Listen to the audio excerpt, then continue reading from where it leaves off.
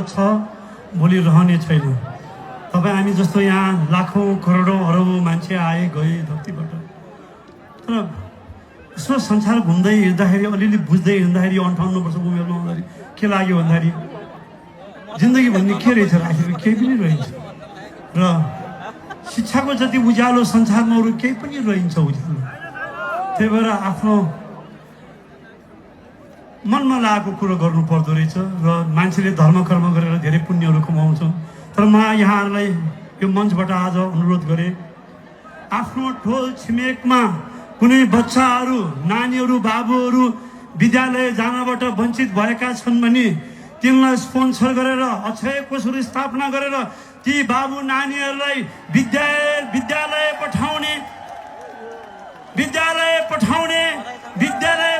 र पुण्य कमाउने काम गरौँ।